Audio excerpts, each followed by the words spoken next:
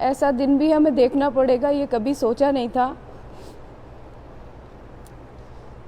रोहित को टीवी के माध्यम से आप सबने देखा, समझा और जाना है। वो मेरे परिवार का सदस्य था, इसलिए मैंने उसे और करीब से देखा, और उस नाते मैं ये कह सकती हूँ कि इतने छोटे से जीवन में एक पुत्र के रूप में वो सबसे अच्छा बेटा साबित हुआ। एक देवर के रूप में बहुत अच्छा देवर, चाचा के रूप में, पिता के रूप में, पति के रूप में, मेरी छोटी बहन का पति था, उस रूप में जितने रिश्ते उसने निभाए, उस खूबसूरती से, उतने प्यार से रिश्तों को निभाते हुए मैंने किसी को नहीं देखा। मेरे सभी जानने वाले जो रोहित को जानते थे मुझसे अक्सर कहते थे कि मुझे उससे मिलवा दो। मैंने कहा आपने उसको केवल टीवी पर देखा है, जब आप उससे सचमुच मिलेंगे तो उसका व्यक्तित्व भूल नहीं पाएंगे। मुझे लगता है आसमान का सबसे खूबसूरत सितारा ईश्वर ने मेरी बहन की मांग में सजा दिया था।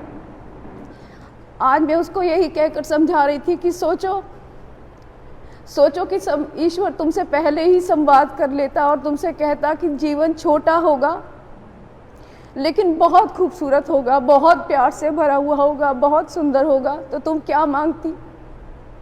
उसने कहा मैं यही मांगती। ये अन्याय ईश्वर ने जरूर किया है, लेकिन ईश्वर के लिखे के आगे हम सब असहाय हैं। न कोई कुछ कर सकता है, न कोई कुछ कह सकता है। बस इतनी विनती है कि मेरे रोहित को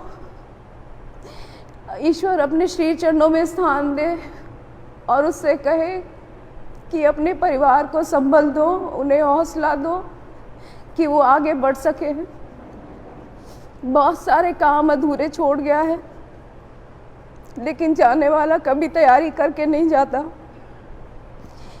इतने कष्टों के बारे में सुना, इतने लोगों के तकलीफें सुनी, इतने लोगों का जाना सुना, लेकिन जब अपने ऊपर आ गया तो लगा सबसे दुखद, सबसे गंदा यही साक्षात्कार हो सकता था, और वो दिन भी हमने देख लिया। फिर भी रोहित से प्रार्थना है कि रोहित तुम जहाँ भी हो अपने परिवार को संभल दो, अपने परिवार को हौसला दो आगे बढ़ने का। पीछे मुड़कर देखने का कोई फायदा नहीं है। हे ईश्वर उसे अपने पैरों में, अपने सजगदी में स्थान दे और उसके परिवार को हौसला दे।